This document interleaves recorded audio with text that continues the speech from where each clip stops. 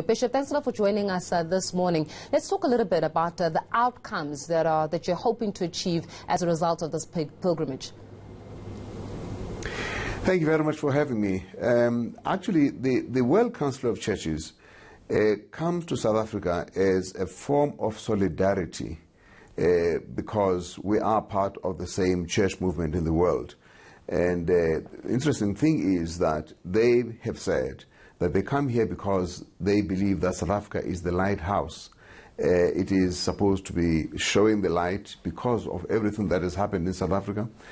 We must remember also that the South African the fight against apartheid was a global campaign, and therefore it is the only country that I know where the whole world was involved in trying to sort the social justice issues, so that the world therefore becomes a stakeholder, and that is the context against which this delegation is in the country.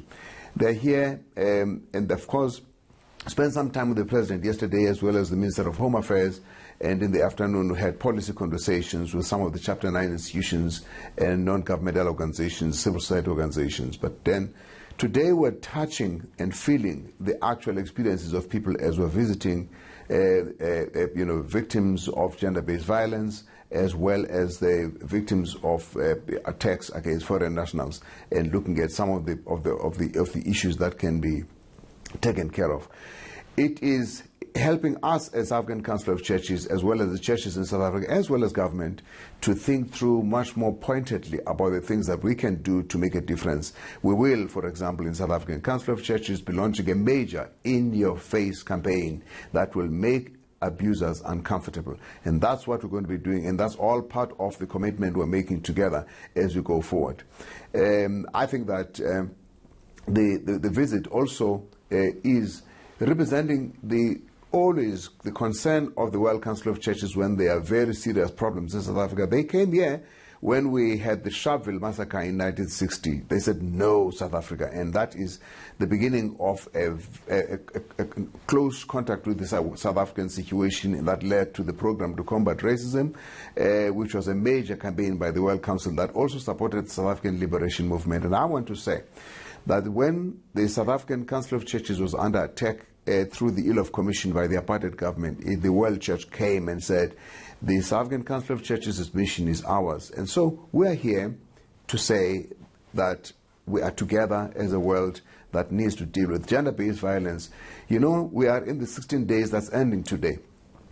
And the Commissioner of the Gender Commission said yesterday to us that because we have this every year and yet so much trauma is happening in our country, there's a question that we have to ask whether 16 days campaign is adequate. That's why we're saying we should do a 365 campaign, 365 days campaign, and every church must participate, because Bishop, in this country, every village and every township... Speaking about the fact that it's 16 days of activism, whether or not it is adequate and whether we should extend it to 365 days. But perhaps the question then should be, what is the role of the church specifically in not just being able to host conversations and meetings about this, but really get to the bottom of salvaging this issue around gender-based violence? I mean, you'd appreciate that a significant portion of the community in South Africa especially is Christian, so many individuals attend church at one point or another, which does not remove the influence that the church actually has on communities at the ground level where abuse actually takes place. So how does the church then filter down to the ground level so that when people leave the church, they don't leave the church and go abuse their partners, but rather leave the church and actually implement change in society? Actually, you're right on point. Not only are many people in the churches, in fact, the majority of people in the churches are women. And that's exactly why we are committing to a totally in-your-face program, because every ward and every village, every area in this country has got no less than 10 to 20. It's actually a wall-to-wall carpeting of churches across the country. And that's the infrastructure that we are committing to use, so that every church and every village and every community can then have... We will be doing a program for the training, because the ministers themselves of the churches, patriarchy is in the church, and the abuses in the church. We need to deal in the same way that people are talking about training police. The same thing should happen to the clergy in the churches, because they themselves are not able to minister appropriately to the issues. But then, of course, we have got women's organizations in the churches that also need to be empowered to deal with these issues much more directly, not just hlangana to pray together, as we say, umama beselilo. That should not be the case. We ought to be saying, what are the programs and how are we going to bring up our children in a way, and what should go into the catechism and the training of people, so that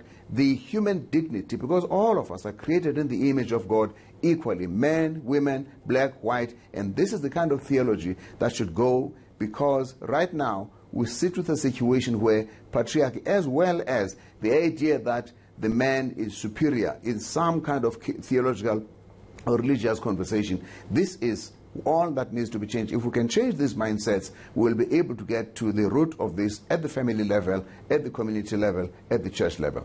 We're going to leave it there for this morning. Bishop Malusi Mpumlwana is just speaking to us about that justice and peace pilgrimage that is being embarked on by the South African Council of Churches in Benoni.